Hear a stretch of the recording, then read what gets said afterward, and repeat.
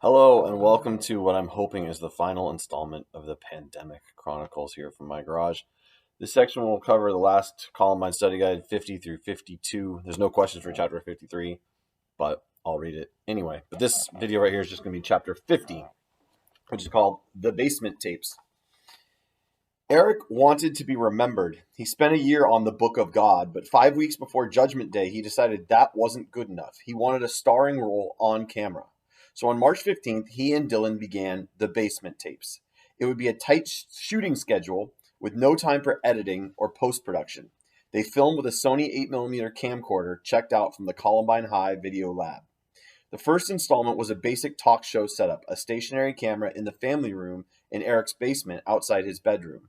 He continued making camera adjustments after he was rolling, perhaps as a sneaky way to ensure his audience would be clear on the director. The video project was entirely about his audience. Ultimately, the attack was, too. Eric joined Dylan on set. They kicked back in plush velvet recliners, bantering about the big event. Eric had a bottle of Jack Daniels in one hand, and Arlene, that's his shotgun, laid across his lap. He took a swig and tried not to grimace. He hated the stuff. Dylan munched on a toothpick and took little sips of Jack as well. They ranted for more than an hour. Dylan was wild and animated and angry, obsessively hurling his fingers through his long, ratty hair. Eric was mostly calm and controlled. They spoke with one voice, Eric's. Eric introduced most ideas. Dylan riffed along. They insulted the usual inferiors, blacks, Latinos, gays, and women. Yes, Mom, stay home, Eric said. Fucking make me dinner, bitch. Sometimes Eric got kind of loud. That made Dylan nervous. It was after 1 a.m. and Eric's parents were upstairs, snoozing away. Careful, Dylan warned. They rattled off a list of kids who'd pissed them off. Eric had been dragged across the country, the scrawny little white guy, constantly starting over, always at the bottom of the food chain. People kept making fun of him. My face, my hair, my shirts. He enumerated every girl who had refused his advances. Dylan got fired up just listening. He faced the camera and addressed his tormentors. If you could see all the anger I've stored over the past 4 fucking years, he said. And there's the first part of number 1. He described a sophomore who didn't deserve the jaw evolution gave him. Look for his jaw, Dylan said. It won't be on his body. Eric named one guy he planned to shoot in the balls, another in the face. I imagine I will be shot in the head by a fucking cop, he said. No one they named would be killed, which is the second part of number 1. It went back so much further than high school. From pre-kindergarten at Foothills Daycare Center, Dylan could remember them. All the stuck-up toddlers sneering at him. Being shy didn't help, he said. At home, it was just as bad. Except for his parents, his whole extended family looked down on him, treated him like the runt of the litter. His brother was always ripping on him. Byron's friends, too. You made me what I am, Dylan said. You added to the rage. More rage, Eric demanded. He motioned with his arms. Keep building it. Dylan hurled another Ericism. I've narrowed it down. It's humans I hate. Eric raised Arlene and aimed her at the camera. You guys will all die, and it will be fucking soon, he said. You all need to die. We need to die too. The boys made it clear repeatedly that they planned to die in battle. Their legacy would live. We're going to kickstart a revolution, Eric said. I declared war on the human race, and war is what this is. He apologized to his mom. I really am sorry about this, but war's war, he told her. My mother, she's so thoughtful. She helps out in so many ways. She brought him candy when he was sad and sometimes Slim Jims. He said his dad was great too. Eric grew quiet. He said his parents had probably noticed him withdrawing. That was intentional. He was doing it to help them. I don't want to spend any more time with them, he said. I wish they were out of town so I didn't have to look at them and bond more. Dylan was less generous. I'm sorry I have so much rage, but you put it in me, he said. He got around to thanking them for self-awareness and self-reliance. I appreciate that, he said. The boys insisted their parents were not to blame. They gave me my fucking life, Dylan said. It's up to me what I do with it. Dylan bemoaned the guilt they would feel, but then ridiculed it. He pitched his voice to mimic his mom. If only we could have reached them sooner, or found this tape. Eric loved that. If only we would have asked the right questions, he added. Oh, they were wily, the boys agreed. Parents were easy to fool. Teachers, cops, bosses, judges, shrinks, diversion officers, and anyone in authority were pathetic. I could convince them that I'm going to climb Mount Everest, Eric said, or that I have a twin brother growing out of my back. I can make you believe anything. Eventually, they got tired of the talk show and moved on to a tour of their arsenal. Eric outdid Dylan with the apologies. To the untrained eye, he seemed sincere. The psychologist on the case found Eric less convincing. They saw a psychopath. Classic. He even pulled the stunt of self-diagnosing to dismiss it. I wish I was a fucking sociopath so I didn't have any remorse, Eric said, but I do. Watching that made Dr. Fuselier angry. Remorse meant a deep desire to correct a mistake. Eric hadn't done it yet. He excused his actions several times on the tapes. Fuselier was tough to rattle, but that got to him. Those are the most worthless apologies I've ever heard in my life, he said. It got more ludicrous later when Eric willed some of his stuff to two buddies. If you guys live. If you live, Fuselier repeated. They are going to go in there and quite possibly kill their friends. If they were the least bit sorry, they would not do it. This is exactly the sort of false apology Dr. Cleckley identified in 1941. He described phony emotional outbursts and dazzling simulations of love for friends, relatives, and their own children, shortly before devastating them. Psychopaths mimic remorse so convincingly that victims often believe their apologies, even from a state of ruin. Consider Eric Harris. Months after his massacre, a group of experienced journalists from the top papers in the country watched him perform on the basement tapes. Most reported Eric apologizing and showing remorse. They marveled at his repentance. The boys got the camera rolling again 3 nights later. Same place, same setup, same time frame. They laughed about how easy it was to build all the stuff. Instructions for everything were right there on the internet. Bombs, poison, napalm, and how to buy guns if you're underage. In between the logistics, they tossed in more bits of philosophy. World peace is an impossible thing. Religions are gay. Directors will be fighting over this story, Dylan gushed. They pondered whom they should trust with their material, Steven Spielberg or Quentin Tarantino. Agent Fuselier watched the tapes dozens of times. In one respect, they were a revelation. While the journals explained motive, the tapes conveyed personality. There was ample testimony about them from friends, but there's nothing like meeting a killer in person. The tapes offered the best approximation. Fuselier understood that the basement tapes had been shot for an audience. They were partially performance for the public, for the cops, and for each other. Dylan, in particular, was working his heart out to show Eric how invested he was. To laymen, Dylan appeared dominant.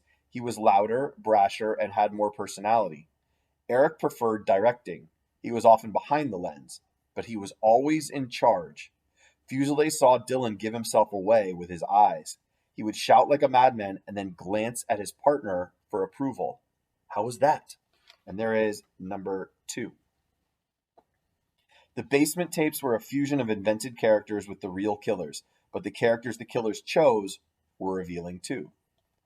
Eric had a new idea. Columbine would remain the centerpiece of his apocalypse, but maybe he could make it bolder. Trip bombs and landmines? Nothing fancy, just simple explosives. Expansion would require additional manpower. Eric began recruitment plans. Around the end of March, Eric approached Chris Morris. What if they strung up a trip bomb right there behind Blackjack? That hole in the fence would be perfect. Kids crawled through there all the time. Chris was unenthusiastic. A bomb for pesky kids? Sounds a little extreme, he said. Eric backpedaled. The bomb would not actually hit the kids, just scare the shit out of them. No, Chris said, definitely not. Chris was starting to worry. Eric and Dylan were making a lot of bombs. They had blown a bunch off, and he was hearing stories from all kinds of kids about them getting guns. Chris noticed a change in Eric. He was acting aggressive all of a sudden, picking fights with people for no good reason. Nate Dykeman saw something too in both Eric and Dylan, cutting classes more, sleeping in class, acting secretive. No one said anything. Eric made at least 3 attempts to recruit Chris Morris, though Chris did not grasp that at the time. Some of the overtures came in the form of jokes. Wouldn't it be fun to kill all the jocks? He asked in bowling class. Why stop there? Why not blow up the whole school? How hard would it be, really? Chris assumed Eric was joking, but still. Come on, Eric said. They could put the bombs on the power generators. That ought to take out the school. Chris had enough. He turned to talk to someone else. There's your first part of number 3. That is a standard recruitment technique for aspiring mass murderers, Fuselier explained. They toss out the idea, and if it's shunned, it's a joke. If the person lights up, the recruiter proceeds to the next step. When news of Eric's crack about killing the jocks was reported, many took it as confirmation of the target motive. Eric was a much wilier recruiter than that. He always played to the audience in front of him. He nearly always gauged their desires correctly. Suggesting the jocks didn't mean he wanted to single them out. It indicated that he thought the idea would appeal to Chris. Of course, Eric would enjoy killing jocks too, along with niggers, spics, fags, and every other group he railed against. Dylan was leaking indiscriminately now. He made several public displays of the pipe bombs. These grew far more frequent as NBK came within sight. A lot of people knew about the guns and the pipe bombs. Eric and Dylan were setting off more and more of them, getting bolder with whom they let in on it. In February or March, Eric spilled something even scarier: napalm. It happened at a party at Robin's house. Eric had not been friends with Zach since their falling out the past summer, but Eric needed something. He could not get the napalm recipes off the web to work. Zach was good with that kind of thing. Eric had a pretty good idea that Zach was the man to help him. Eric walked up to Zach good-naturedly, asked him how he was doing, chatted him up a while. They talked about their futures. Zach and Eric left the party at the same time and drove separately to a supermarket, King Soopers. Zach bought a soda and a candy bar and waited for Eric back in the parking lot. Eric came out and showed him a soda and a box of bleach. Bleach? What was the bleach for? Zach asked. Eric said he was going to try it. Try what? Napalm. Eric said he was going to try napalm. Did Zach know how to make it? No. Zach told the story to the investigators after the murders, but he lied the first time. He described Robin's party, but edited out the napalm. He agreed to a polygraph lie detector. And just before they strapped him in, he confessed to the rest. He said the conversation went no further, and he never discussed napalm or the shotguns again with Eric, Dylan, or anyone else. The results of his polygraph were inconclusive. Eric also asked Chris to store napalm at his house. Eric and Dylan joked about it on the basement tapes. Napalm better not freeze at that certain person's house. They disguised his identity at first, but then referred to Chris Pizza's house. Crafty. Chris Morris later testified that it was indeed him and that he'd refused. So back in there was the second part of number 3. No time, less than a month to go. Eric had lots of shit left to do. He organized it into a list labeled shit left to do. He had to figure out napalm, acquire more ammo, find a laser aiming device, practice gear-ups, prepare final explosives, and determine the peak killing moment. One item was apparently not accomplished: get laid. April 2nd, Staff Sergeant Mark Gonzalez cold called Eric about enlisting in the Marines. Eric said maybe. They talked several times. That same month, he returned to the Book of God. Months had passed, a whole lot had happened. He had 39 crickets ready, 24 pipe bombs, and all 4 guns. Eric closed up the journal. That was done. Eric met Sergeant Gonzalez. He wore a black Rammstein t-shirt, black pants, and black combat boots. He took a screening test and got an average score. The sergeant asked Eric to describe himself by selecting among tabs labeled with personal attributes. He chose physical fitness, leadership and self-reliance, and self-discipline and self-direction. He would think about enlisting and talk it over with his parents. He agreed to a home visit with his parents. It's not clear what Eric was getting out of the exercise. He probably had multiple motives. He had always pictured himself as a Marine. He might enjoy a last-minute taste. And he needed information. He was still struggling with the time bomb and the napalm. He told Gonzalez he was interested in weapons and demolitions training, and he asked a lot of questions. But his parents were probably the key motive. They kept hounding Eric about his future. This would get them off his back. 2 weeks of tranquility, breathing room to maneuver. Eric shot the next video scene on his own, in his car, driving, with the camera facing him from the dash. He had the music blaring, so much of what he said is unclear. He talked about the blackjack crew and apologized for what was ahead. Sorry, dudes, I had to do what I had to do. He was going to miss them. He was really going to miss Bob, his old boss who'd gotten drunk on the roof with them. Eric still couldn't decide on the timing of the attack, before prom or after. It is a weird feeling knowing you're going to be dead in 2.5 weeks, he said. April 9th was Eric's birthday. 18 years old, officially an adult. He got together with a bunch of friends at a local hangout. A couple of days before or after, a friend saw Eric and Dylan in the cafeteria, huddled over a piece of paper. What was going on, she asked. They tried to hide it. She played it cool and then snatched the paper away. It was a hand-drawn diagram of the cafeteria showing details like the location of surveillance cameras. That was weird. Eric made several more diagrams. He conducted his inventory of cafeteria traffic. He did not allow that to be seen. There's answer to number 4. The boys shot more tapes. NBK would make for one hell of a graduation, they said. Lots of people crying, probably a candlelight vigil. Too bad they wouldn't see it. They congratulated themselves for documenting all this. But the cops would get the tapes first. Do you think they'll let people see them? Dylan asked. Probably not. The cops would chop up all their footage and show the public how they wanted it to look. That could be a problem. They resolved to copy the videos and distribute them to 4 news stations. Eric would scan his journal and email it with maps and blueprints. They never got around to that. On Sunday, the boys headed into Denver for supplies. Of course, they brought the camcorder. This was history. They picked up fuel containers and propane bottles. Dylan got his army pants. Eric seems to have been funding most of the operation, but Dylan paid his share this time. He brought $200 in cash. Eric had a check for $150. The next shot was in Eric's bedroom alone. He sat on his bed, pointing the camera at his face from a few inches away, producing an eerie fisheye effect. Eric talked about his best parents again, and the cops making them pay. It fucking sucks to do this to them, he said. They're going to be put through hell. They could not have stopped him, Eric assured them. He quoted Shakespeare. Good wombs have borne bad sons. He wrote the same line in his day planner on the page for Mother's Day. That was revealing, Fuselier thought. Dylan wanted to be a good boy, but Eric understood he was evil. It was funny, Eric told the television audience, all that razzing from his parents about goals, and he was working his ass off. It's kind of hard on me these last few days, he said. This is my last week on Earth, and they don't know. The payoff would be worth it. The apocalypse is coming, and it's starting in 8 days, he said. He licked his lips. Oh yeah, it's coming, all right. Then he held up his masterpiece.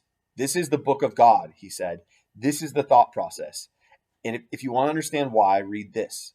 He flipped through to show off his best work. Somehow, I'll publish these. He stopped at a sketch in the back of himself or Dylan in battle gear. The soldier was outfitted with a huge tank to be strapped to his back. It was labeled Napalm. He pointed to it and said, "This is the suicide plan."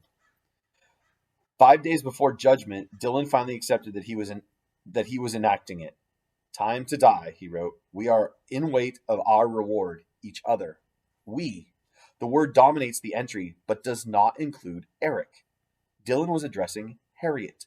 He was grateful to Eric for providing the exit, but was uninterested in spending eternity with him. Thursday evening, the Marine recruiter showed up for the home visit at 6 p.m. Wayne and Kathy had lots of questions about job opportunities in the Corps. Kathy asked whether antidepressants would affect Eric's eligibility. She fetched the prescription bottle, and Sergeant Gonzalez wrote down Luvox. He said he would check and call back. Like Eric cared. He had been invoking the Marines in his war fantasies all his life, but all he really wanted out of the Corps was the prestige of its patch on his shoulder. Eric never depicted himself supporting a squadron and certainly not taking orders. It was always an army of 1 or 2, and the mission was always about him, not country or his Corps. Gonzalez phoned on Friday or Saturday and left a message to call him back. Eric never bothered. Mr. D provided a dose of irony. He wrapped up Friday's assembly talking about everyone coming back alive. Perfect. The boys picked up more propane that day. Eric hounded Mark Maines for ammo. The delay probably pushed NBK from April 19th to April 20th. Eric spent the night at Dylan's. That surprised Tom and Sue Klebold. They had not seen Eric in 6 months. The boys came in after 10 p.m. Dylan was nervous. Tom could hear it in his voice. His pitch was a little off. Tom described it later as tight. He made a mental note to talk to Dylan about it. He never got to it.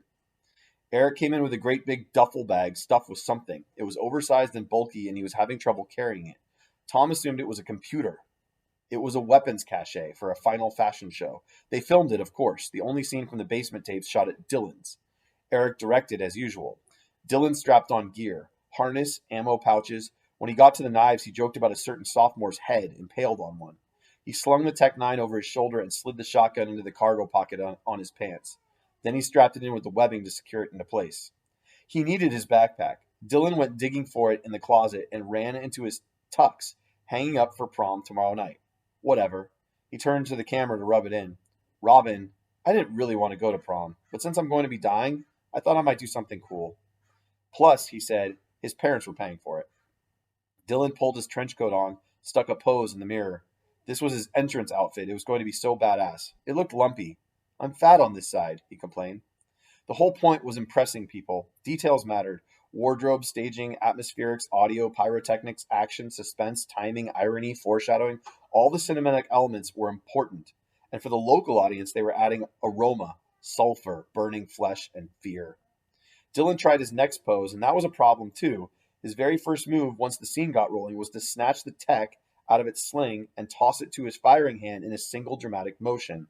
His trench coat got in the way. He tried again. Lame. Faster, Eric said. He was visibly annoyed. He had practiced every move to perfection.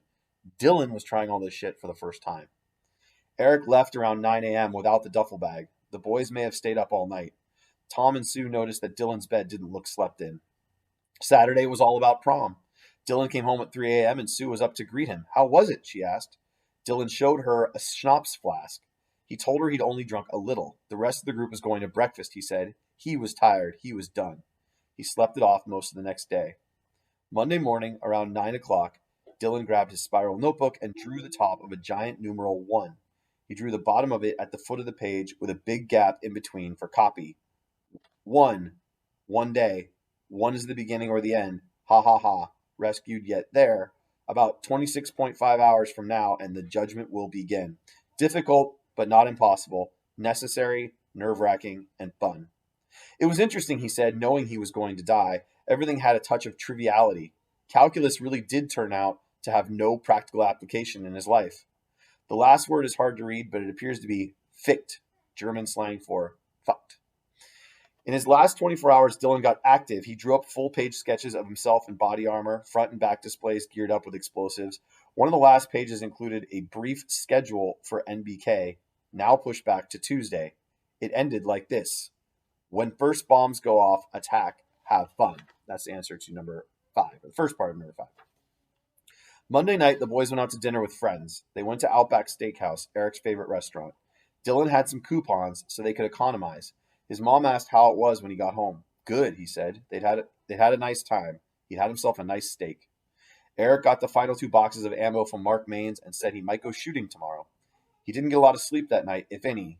He was still awake past 2 a.m., 3 hours before his wake-up call. He had a few reflections to add to his audio memoirs. He spoke into a microcassette recorder, indicating that there were fewer than 9 hours to go.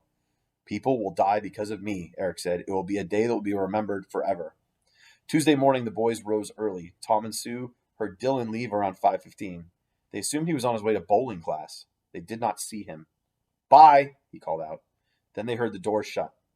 Eric left his microcassette on the kitchen counter. It was an old tape, reused, and someone had labeled it Nixon somewhere along the line. The meaning of that label perplexed observers for years to come, but it meant nothing. So back there a couple minutes ago was the second part of what he said on the audio tape. So you might have to rewind just a bit. It's the end of chapter 50.